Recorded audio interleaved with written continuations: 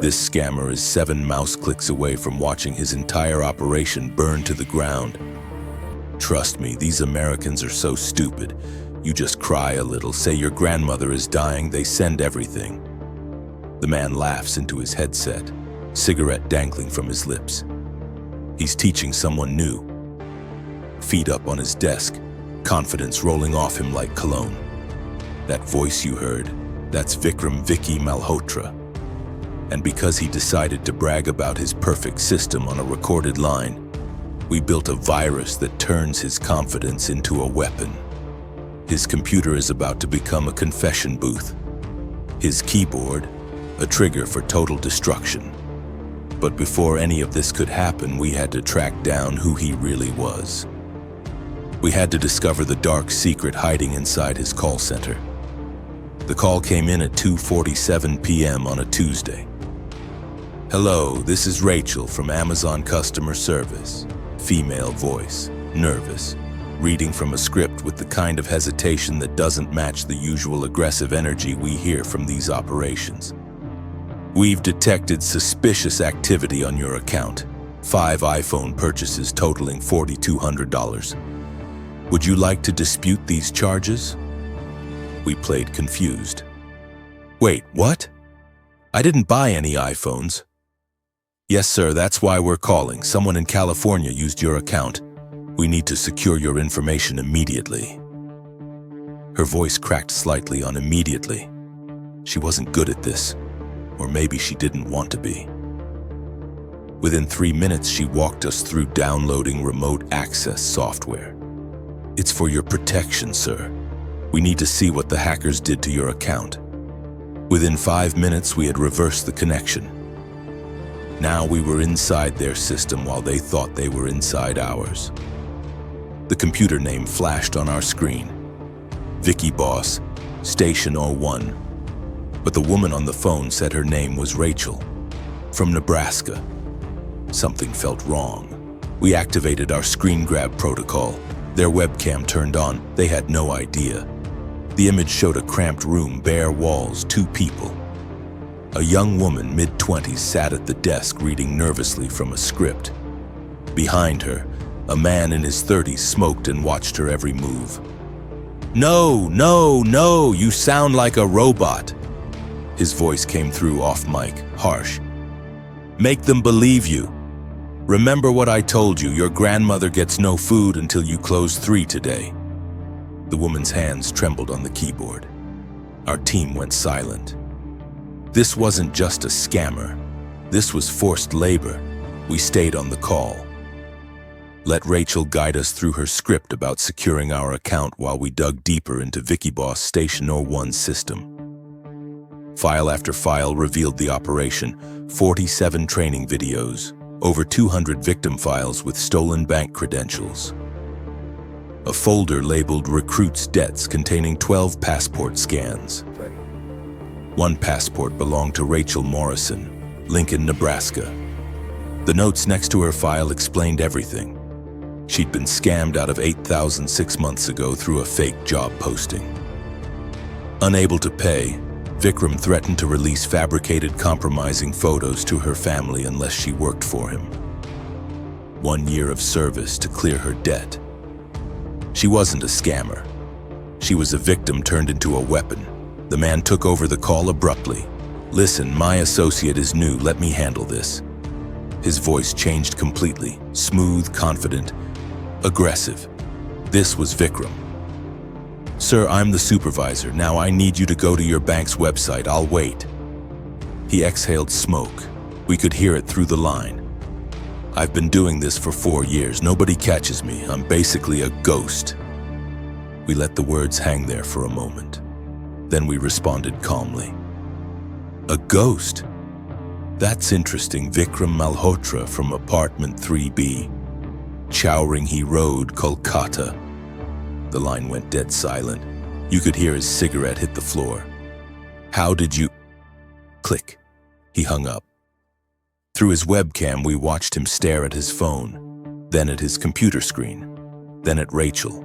who sat frozen in the corner, confused but visibly relieved that someone was fighting back. Vikram's hands started moving fast across his keyboard. He was about to learn a very important lesson. When you brag about being a ghost, you better make sure you're not already haunted. What Vikram doesn't know yet is that we've been hunting operations like his for months. We take cocky scammers who think they're untouchable and show them exactly how wrong they are. Every case is different. Every takedown reveals something we've never seen before. If you're into watching scammers get what they deserve, you're going to want to stick around for what happens next. Because what we found in Vikram's system changed everything. Vikram's screen activity went wild. He tried to wipe his hard drive. We disabled it. Command rejected. He tried to disconnect from the internet. We locked his network adapter. Connection secured. He tried to open Task Manager to force quit programs. Access denied. Through the webcam, we watched sweat form on his forehead. The cigarette he dropped earlier still smoldered on the floor. His hands shook as he typed command after command. Every single one failed. Rachel remained in the corner, motionless, watching her captor panic for the first time in 6 months. Vikram reached for his keyboard with both hands now, typing frantically. Nothing worked. His computer belonged to us. His phone rang. He grabbed it instantly, probably hoping it was one of his contacts with advice. But when he looked at the screen, he froze. The caller ID showed his own number. He answered anyway. "Hello?" His own voice responded. "Hello, Vikram. This is Vikram. I'm calling to inform you that you're an idiot." The synthesized audio came from his own training videos. We'd taken his recorded voice and turned it into a weapon. He hung up. The phone rang again immediately. "These Americans are so stupid. Guess who the stupid one is now?" His own voice mocked him. He hung up again. It rang again. "Your grandmother gets no food until you close 3 today." His own words, his own threats, played back at him 17 times in 3 minutes. Each call used different phrases from his recordings, his own cruelty echoing in his ears. "Nobody catches me? Someone just did. I'm basically a ghost? Ghosts don't sweat like you're sweating right now." On the 14th call, he smashed the phone against his desk. Plastic shattered. The screen cracked. The ringing stopped. Rachel flinched but didn't speak, didn't move, just watched. While Vikram raged over his broken phone, we conducted a systematic exploration of every file on his computer. The 47 training videos taught specific manipulation tactics. How to make victims cry, how to create urgency, how to threaten without explicitly threatening, how to maximize fear. The 200-plus victim files were organized by country, age, and vulnerability level. Each file contained full names, addresses, bank account information, and notes on psychological weak points. Recently divorced. Target the loneliness. Just lost job. Mention legal consequences. Elderly, use authority figure voice. Then we found the folder that changed everything. Recruits debts, 12 passport scans, 12 people from the United States, United Kingdom, Canada, and Australia. Ages ranged from 22 to 67. Each passport had an accompanying document. College student, engineering major, job scam victim, lost 11,000, servitude period 14 months. Single mother, 2 kids, romance scam, catfished for $2,500. Servitude period 16 months. Elderly man, retired teacher, tech support victim, lost 18,000 from retirement savings. Servitude period 24 months. Young woman, graphic designer, cryptocurrency scam, lost $9,200. Servitude period 12 months. On and on. Each person had been scammed, then threatened, then forced to become a scammer themselves to work off their debt. Vikram had industrialized the cycle of victimization. He turned victims into perpetrators under threat. weaponized their trauma, made them complicit in their own nightmare. Rachel Morrison's file showed she had 8 more months of servitude remaining, 8 more months of threatening strangers, 8 more months of being reminded daily that her grandmother wouldn't eat if she didn't close enough scams. Our team member broke the silence. She's not a scammer. None of them are. They're prisoners. Through the webcam, Vikram pulled out a second laptop from his bag, a backup system. He was resourceful, we'd give him that. He powered it on and immediately logged into Telegram. We didn't have access to that device, not yet. But we had something better. We had Rachel's passport, her real address, her file, and now we understood exactly what we were dealing with. This wasn't just about taking down one cocky scammer anymore. This was about freeing 12 people from digital slavery. Vikram thought he was a ghost, untouchable, operating beyond consequences. He was about to learn that ghosts can be exorcised. We went through the recruit's debts folder one file at a time. Each passport told a story that made our blood boil. David Chen, 23, computer science student at UCLA. Responded to a job posting for remote IT support, 35-hour. Paid $600 for training materials that never came. Threatened with lawsuits and deportation threats against his immigrant parents. Debt, $8,400. Servitude, 11 months remaining. Patricia Williams, 58. Widow from Atlanta. Met James on a dating site. 3 months of romance. He needed $15,000 for a business emergency. She sent it. James was Vikram. Now Patricia calls strangers and pretends their grandchildren are in jail. Debt, $15,000. Servitude, 19 months remaining. Marcus Johnson, 34, freelance web developer. Hired for a 6-month contract. Paid $3,200 up front for equipment and software licensing. The client disappeared. Vikram appeared with threats to report him to the IRS for tax fraud on the payment. Debt, $7,800. Servitude, 10 months remaining. The files went on. College students, single parents, retirees, all ages, all scammed through different methods, all trapped in the same nightmare. Vikram didn't just steal money. He stole people, turned them into extensions of his operation. Made them hurt others the way they'd been hurt. Each file included performance metrics. How many victims they'd successfully scammed, how much money they'd generated. Color-coded ratings, green for compliant, yellow for requires motivation, red for flight risk. Rachel was coded yellow.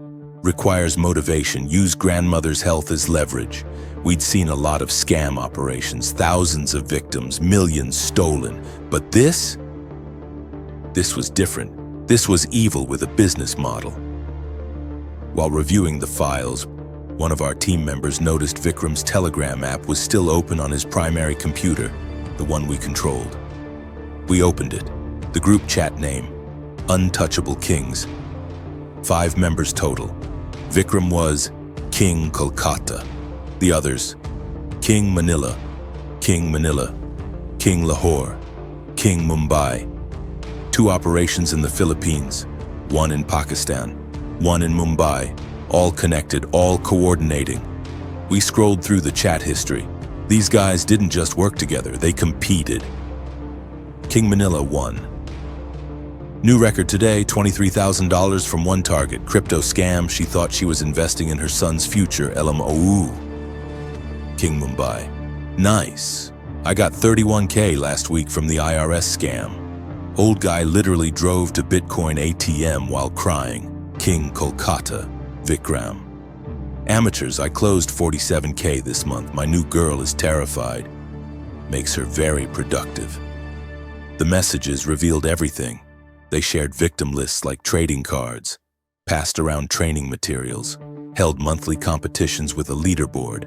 Last month's winner, King Lahore with $52,000 stolen. The chat included strategy discussions, King Manila too. What threats work best on single mothers? King Kolkata. Threaten the kids, not directly, make it vague. Wouldn't want anything to happen to your family. Their imagination does the rest. King Mumbai. Police are useless. They can't touch us across borders. We're actually untouchable. King Lahore. Americans deserve it anyway. Too trusting, too stupid, easy targets. They discussed which demographics were easiest to exploit: elderly people for tech support scams, college students for job scams, divorced people for romance scams, recent immigrants for deportation threats. One message from 3 weeks ago stopped us cold. King Kolkata. My recruits are better than hiring locals. They sound American. They know American culture, and they're desperate. They work harder because they have real consequences. It's brilliant, actually. King Manila. How many you have now? King Kolkata. 12. Rachel just hit 6 months. She's adapting. They all adapt eventually. This wasn't one operation. It was a network, an organized criminal enterprise with international reach, competitive dynamics, and a systematic approach to destroying lives. While we documented the telegram messages, the webcam showed Rachel still sitting at her desk. She hadn't moved in 20 minutes, hands folded, staring at nothing. Vikram ignored her completely. He was hunched over his backup laptop, typing furiously. Probably trying to figure out how we found him. Probably trying to secure his operation. We noticed Rachel's computer, separate from Vikram's, was still on. Her screen showed a database of potential victims she was supposed to call. Names, phone numbers, addresses, all Americans, all flagged as high vulnerability targets. But Rachel wasn't calling anyone, wasn't moving, just sitting there. Our team debated whether to try contacting her directly. Type a message on her screen. Let her know we were trying to help. Too risky. If Vikram saw it, he might hurt her, might destroy evidence, might flee. We needed to gather everything first, build the case, then act. Vikram tried several more recovery methods on his primary computer. Each one failed. He attempted to boot in safe mode, blocked, tried running system restore, disabled, attempted creating a new administrator account, permission denied. His technical knowledge was decent, not expert level, but competent. He understood computers well enough to run a scam operation, not well enough to outsmart people who do this professionally. After his 5th failed attempt, he grabbed his backup laptop and typed a message in the Untouchable King's chat. King Kolkata. Anyone know a good tech guy? Having some computer issues. King Mumbai. What kind of issues? King Kolkata. Just running slow. Need someone to check it out. He was being vague. Didn't want to admit he'd been hacked. Didn't want to look weak in front of his kings. Pride. It's always pride that takes them down. We had a decision to make. We'd found 12 victims forced into servitude. 5 organized criminals across 3 countries. Evidence of hundreds of scams totaling millions of dollars. The question wasn't whether we could take down Vikram anymore. The question was, how do we take down all 5 kings and free all 12 prisoners at the same time? The answer came from the most unexpected place. The answer came from Rachel. We were strategizing our next move. How to coordinate with law enforcement across 3 countries, how to protect 12 people simultaneously, how to ensure none of the kings escaped when we made our move. Then Rachel's screen changed. She opened Notepad, the simple text editor every computer has. Nothing fancy, just a blank white page. She positioned it where Vikram couldn't see it from his angle. He was still hunched over his backup laptop trying to figure out his computer issues. Rachel's hands moved to her keyboard. She typed slowly. Deliberately. If you're really in his computer. We stopped talking, all eyes on her screen. I have files hidden. Her fingers paused. She glanced at Vikram. He wasn't looking. She continued typing. My laptop. Another glance toward him. Password. Saved by Grace 2024. Our team sat in absolute silence. Was she talking to us? Did she know we were watching? There's evidence he doesn't know about. Yes, she was talking to us. I've been recording everything for 6 months. 6 months. The entire time she'd been trapped here. I'm ready to testify. Please help us. She closed Notepad without saving.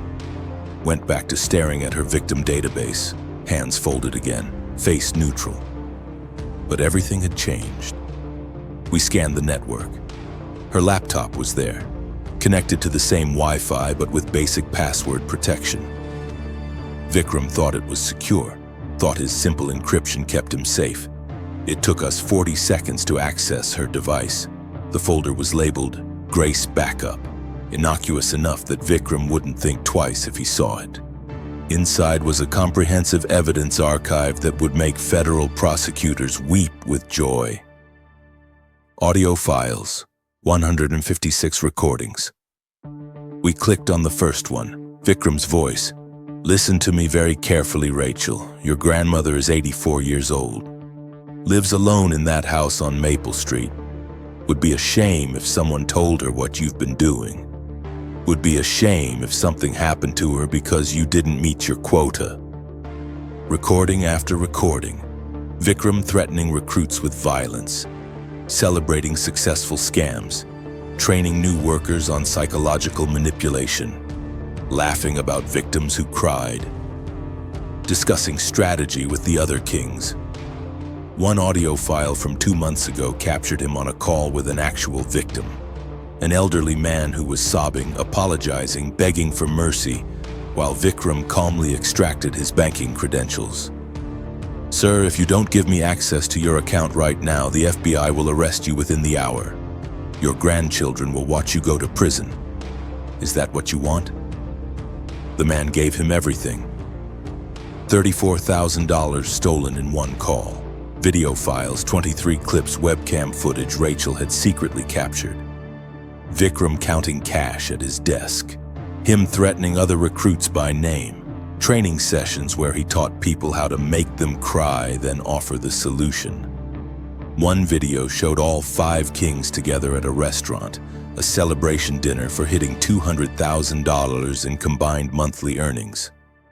They toasted. Laughed. Ordered expensive wine, all 5 faces clearly visible. Spreadsheets, complete operational documentation. Every victim's name, amount stolen, date of theft. Every forced recruit's information, debt amount, servitude period. Bank account numbers for where the money went.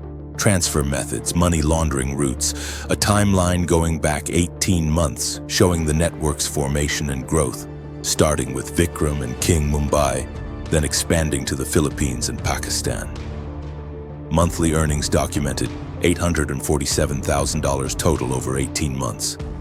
Text documents, personal testimony. Rachel had kept a journal, daily entries describing her experience. Day 47. He threatened my grandmother again today. I called 6 people, 3 hung up, 2 argued but didn't send money. One elderly woman gave me $8,400. She was crying. She thought her grandson was in jail. I hate myself. Day 89. I started recording 2 weeks ago. He doesn't know. I hide my phone behind my monitor during his training sessions. If someone ever hacks him, and someone will because he's too arrogant, they'll find what I've documented. They'll have everything they need. Day 134. 3 new recruits this week, a college student, a single mom, a retired teacher. He uses the same playbook every time. I'm documenting it all. My testimony alone won't be enough. But my testimony plus recordings plus financial records plus video evidence, that might be. Day 167. I don't know if anyone will ever see this, but if you're reading it, please understand we're not criminals, we're prisoners. Every person in this building is trapped. Help us, please. The last entry was from yesterday. Day 182. Something happened today. Someone called him by his real name, his full name and address. He panicked. "Whoever you are, if you're really in his system, I'm ready. I have everything. Saved by Grace 2024. Find it, use it, end this." Our team sat stunned. For 6 months, while being threatened daily, forced to scam strangers, trapped in servitude, Rachel had been building a federal case. Every recording carefully saved, every video strategically captured, every detail meticulously documented. She wasn't surviving, she was preparing. Waiting for the day someone with the right skills would get angry enough at Vikram to do what she couldn't do herself. One of our team members said quietly, "She's not a victim waiting for rescue, she's a witness waiting for a prosecutor." The mission transformed instantly. We weren't just taking down Vikram anymore. We had evidence to dismantle the entire network, all 5 kings, documentation for hundreds of victims, testimony from 12 forced recruits.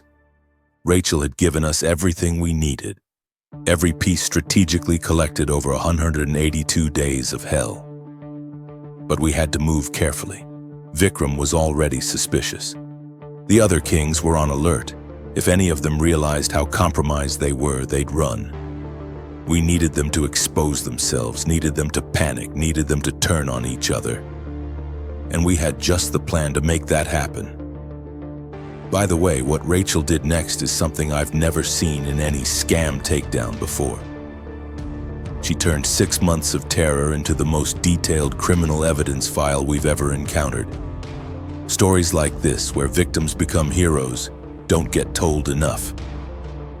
That's exactly why we document these takedowns. There's always something unexpected. Vikram was still typing on his backup laptop, completely unaware that his new girl had been building his cage for half a year. He thought he was an untouchable king. He was about to learn that kingdoms fall, especially when the people you enslaved refuse to stop fighting. Time to bring this kingdom down. We had everything we needed from Rachel's files. 6 months of documentation, audio, video, financial records, testimony. Enough evidence to prosecute all 5 kings and free all 12 recruits. But evidence only matters if you can get it to the right people. And right now, 4 of the 5 kings had no idea how exposed they were. We needed them to panic, needed them to expose themselves, needed them to turn on each other in real time while we documented everything. The plan was simple. Make Vikram destroy his own network. We'd been logging every keystroke on his primary computer since the moment we gained access. Every letter, number, and symbol he typed, we captured it. Now we were going to turn his keyboard into a weapon. Our programmer activated the replacement protocol. From this moment forward, every key Vikram pressed would be intercepted. What he typed and what actually appeared on screen would be 2 completely different things. Vikram finally stopped trying to fix his primary computer. He pulled his backup laptop closer and opened Telegram, the untouchable king's chat. His fingers hovered over the keyboard. He was going to warn them. We were ready. Vikram typed frantically, "Guys, someone is in my system. Shut down now." He hit send. What actually posted in the Telegram chat? "I'm confessing everything to police. Here are all our real names, addresses, and victim counts." He didn't look at the screen to confirm, just kept typing. "Delete everything, we need to go dark." What sent? "Vikram Malhotra, Kolkata, 2.3 miles stolen. I kept records of everyone." Now he glanced at his screen. His face went from relief to confusion to absolute horror in 3 seconds. What the? He tried to delete the messages. The option was grayed out, locked. He tried to leave the group. Can't leave this group. He tried to close Telegram. Application frozen. While he frantically clicked, our system initiated the upload. All of Rachel's files began posting to the untouchable king's chat. Audio file, Vikram threatens. Recruit Sadabawak, MP3. Uploading video file, 5 kings, celebration dinner, .mp4. uploading spreadsheet, complete victim financial records, XLSX, uploading document, forced recruits, full details, docs, uploading one after another. Rachel's entire archive flooding into the group chat. Every king could see everything. The responses came within seconds. King Mumbai, Vikram, what are you doing? King Manila, delete this now. King Manila 2, you insane? King Lahore, are you working with police? Vikram typed desperately, it's not me, someone hacked me. What sent? I'm sorry for what we've done. I'm cooperating fully with authorities. King Mumbai, I'm coming to kill you. King Lahore, you just exposed all of us, you idiot. King Manila, my location is in those files, you're dead. Each response revealed more. Their real names appeared as they panic-typed without thinking. Their locations showed in the Telegram metadata. Screenshots captured everything. Vikram grabbed his keyboard with both hands, shaking it like that would somehow fix the problem. He unplugged it, plugged it back in, tried typing again. Please listen, it's not me. What appeared? I have 18 months of evidence, bank records, everything. King Mumbai went offline, probably running. King Lahore started threatening Vikram's family by name, posted his mother's address, his sister's workplace. King Manila too began deleting his own files. We were already in his system too, capturing every move he made. King Manila tried to delete the group chat. Couldn't. We'd locked everyone in. The untouchable kings were tearing each other apart, exposing weaknesses, making threats, revealing information they'd kept hidden from each other. All documented, all admissible. Vikram stood up from his desk, grabbed his backup laptop, hurled it across the room. It hit the wall. Screen shattered, plastic casing cracked open. He turned to his primary computer, the one we controlled. Reached for the power cable, too late. We activated the final stage. Every file on his desktop began duplicating, not just copying, multiplying exponentially. Victimlist.xlsx became victimlist1.xlsl, then 2, 3, 4, 5. Within 30 seconds, 500 copies. Within a minute, 2,000 copies. His desktop became a wall of his own crimes. The file names alone told the story. Threats to recruit 04 docs, 847 copies. Training video, how to make them cried MP4, 1203 copies. Stolen credentials, December at XLSX, 1456 copies. Banking info, all victims, XLSX, 1891 copies. Vikram tried to delete files. They replicated faster than he could select them, tried to select all and delete. System froze, tried anything, nothing worked. His computer slowed under the load.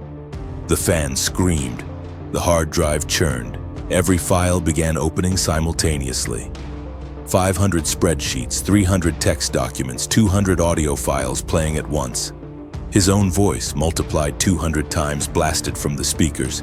Give me your bank password or I ruin you. These Americans are so stupid. She's terrified, perfect worker. Your grandmother gets no food until you close 3 today. The overlapping audio created a wall of sound. His own cruelty echoing back at him from every recording Rachel had captured. Vikram lunged for the speaker cable, ripped it out. The audio continued through internal speakers. He put his hands over his ears, closed his eyes. The sound kept coming. Neighbors in adjacent apartments could hear it through the walls. Rachel sat at her desk, still motionless, watching. A single tear ran down her face. Not sadness, not fear, relief. Vikram finally looked at her. Really looked at her for the first time all day. She looked back at him, held his gaze, said her first words in 6 months of forced silence. I told you someone would catch you eventually. His computer emitted one final sound, police sirens, then blue screen of death. System destroyed. The untouchable king had fallen. Vikram stared at the blue screen. His dead computer. His destroyed operation. Rachel stood up from her desk for the first time in hours, walked calmly to the door, opened it, left. He didn't try to stop her. Through our access to his webcam, which somehow still worked despite the system crash, we watched him sit down in her empty chair, put his head in his hands. But we weren't watching him anymore. We had work to do. While Vikram's computer died, our team was already on 3 simultaneous calls. Call 1, Kolkata Police Cybercrime Division. We sent Rachel's complete evidence package, 156 audio files, 23 video files, comprehensive spreadsheets, her written testimony, all with English translations and timestamps. The officer on the line, Inspector Sharma, went silent as he reviewed the files. This is extraordinary, he said finally. We've been trying to track these operations for months.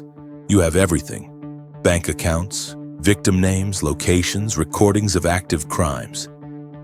There's a woman named Rachel Morrison who just walked out of that building, we told him. She's been held there for 6 months under threat. She compiled all of this. She needs protection immediately. We're mobilizing now. Teams are being dispatched to the address you provided. We sent him the Telegram chat log showing all 5 kings, their locations, their real names, their threats to each other. We can coordinate with Philippines National Police and Pakistan's Federal Investigation Agency, Sharma said. This is international now, multiple jurisdictions, but with this evidence, we have everything we need. Call 2, FBI Internet Crime Complaint Center. The agent, Special Agent Morrison Burdi, ironically listened to our rundown of the operation. You're telling me there are 12 American citizens being held in forced labor across 3 countries? Correct. All were scammed first, then coerced into becoming scammers themselves. Every one of them documented in the files we're sending. And you have financial records showing $847,000 stolen from American victims over 18 months. Yes, with victim names, amounts, dates, and the bank routing information for where the money went. Agent Morrison exhaled slowly. I'm escalating this immediately. We'll coordinate with Interpol and local law enforcement in each country. Those 12 people, we'll have victim advocacy services ready for them. Legal protection, travel arrangements to bring them home. One of them, Rachel Morrison, no relation to you probably. She's the one who documented everything. She's going to need witness protection protocols. Already noted, we'll have people on the ground within hours. Call 3. Rachel Morrison's family in Nebraska, her grandmother answered, 84 years old. The woman Vikram had threatened for 6 months. Is Rachel okay? I haven't heard from her in so long. She said she was working overseas, but something felt wrong. Ma'am, Rachel is safe. She's about to be coming home, but there are some things you need to know. We explained carefully. The scam, the threats, the forced labor, the 6 months of documenting evidence while being held captive. Her grandmother cried, not from sadness, from pride. That girl has always been stronger than anyone gave her credit for. She documented it all. Everything. She built the case that's going to take down an international criminal network. When can I see her? Soon. Very soon. The raids happened faster than we expected. Kolkata police hit Vikram's location first. We watched through the webcam as officers entered the building. Vikram looked up, seemed almost relieved. He didn't resist. Put his hands behind his back, let them apply the handcuffs. As they let him out, one officer stayed behind to secure his computers, both the destroyed primary system and the shattered backup laptop. Evidence, all of it. Within the same hour, coordinated raids hit the other locations based on the intelligence we provided from Rachel's files and the Telegram chat logs. Manila, King Manila, and King Manila 2 arrested at their shared operations center. Philippines National Police found 6 forced recruits working there, all of them freed immediately. Lahore, King Lahore attempted to flee, made it 3 blocks before being apprehended. Pakistan's Federal Investigation Agency recovered his computers intact. More evidence. Mumbai, King Mumbai had already destroyed his equipment when officers arrived. Didn't matter. We had everything we needed from Rachel's documentation and the telegram logs. He was arrested based on the existing evidence. All 5 kings in custody within 4 hours of Vikram's system crash. All 12 forced recruits located and placed under protective services. Local police in each country reported finding additional victims. People who'd been scammed but hadn't yet been coerced into working. 23 more people identified across the victim files. The untouchable King's Telegram chat remained frozen in its final state. The last message visible to all of them before their arrests. King Kolkata, actually us. The timer just hit 0. Below it, the cascade of evidence files Rachel had compiled. Audio of their crimes, video of their celebrations, financial records of their theft, testimony of their threats, every piece of their kingdom documented and exposed by the one person they thought they'd broken. News coverage started within hours. International scam ring busted. 12 Americans freed from forced labor. Victim becomes hero, woman documents captors for 6 months. Rachel's name was kept confidential for her protection. But the story spread quickly. Vikram Malhotra's last message, his real last message typed on his backup phone moments before his arrest, went to no one. The untouchable King's chat was dead. His network was destroyed, his operation was finished. The message just sat there, unsent in his drafts. How did this happen? We were untouchable. They weren't. They never were. They just forgot that every victim is a person. Every threat creates motivation. Every prisoner starts planning escape. And Rachel Morrison had planned for 182 days. 3 weeks after Vikram's arrest, a video message arrived in our inbox. The subject line, "Thank you, Rachel M." We opened it. Rachel sat in what looked like her own apartment. Natural light coming through windows behind her. A coffee mug on the table. She looked completely different from the terrified woman we'd seen on that webcam. Color in her face, genuine smile, rested. She started speaking. "I don't know who you are, but thank you." Her voice was steady, confident. Nothing like the trembling script reader we'd heard on that first call. "For 6 months, I documented everything. Every threat he made, every victim he scammed, every recording I could capture without him noticing. I hid my phone behind my monitor during his training sessions. I kept detailed notes on my laptop using passwords I knew he'd never guess." She paused, took a breath. "I did it because I hoped someone would eventually hack him. He was too arrogant, too confident. I knew eventually he'd anger someone with actual skills. Someone who'd dig deep enough to find what I'd hidden. I thought I'd have to endure another 6 months, maybe more. He kept extending our servitude periods whenever he felt like it. I thought even if I escaped, no one would believe me. I thought I'd just become what he forced me to be, a scammer, a criminal." Her eyes got a little wet. She wiped them quickly. "You gave me my voice back. You saw that I wasn't the enemy. You understood that the 11 others weren't criminals either. We were prisoners, and you treated us like prisoners, not perpetrators. The other recruits are free now too, all 12 of us. We're in touch, supporting each other, testifying together.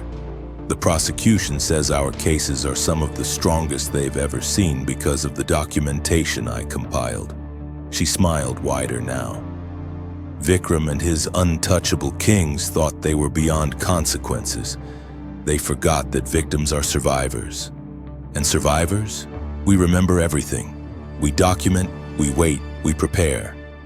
She held up a handwritten sign. Saved by Grace 2024. The checkmark was bold, final. Thank you for listening when we couldn't speak out loud. Thank you for seeing the evidence I spent 182 days building. Thank you for ending this.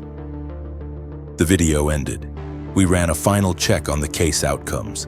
Charges filed: wire fraud, extortion, forced labor trafficking, organized cybercrime, international conspiracy. Vikram Malhotra, facing 25 years. Prosecution using Rachel's recordings as primary evidence. King, Mumbai, 22 years. His attempt to destroy evidence actually made things worse. Obstruction charges added. King Manila and King Manila, 20 years each. Philippines laws on human trafficking carried heavy penalties. King Lahore, 18 years. Pakistan authorities recovered intact systems with additional evidence.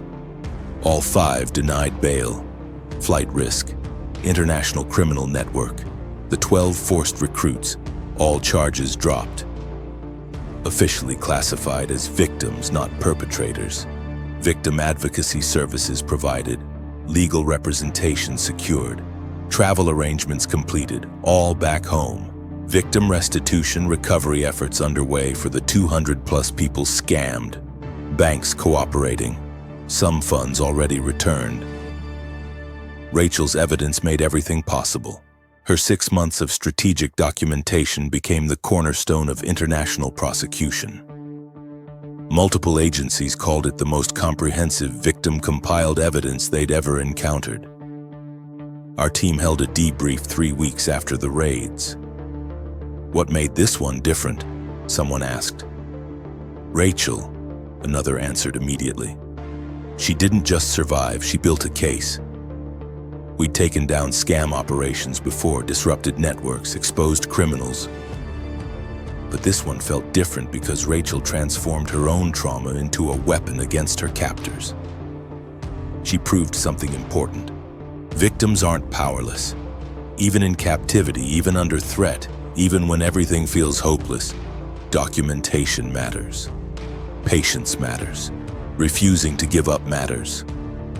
Vikram's last unsent message kept playing in our heads.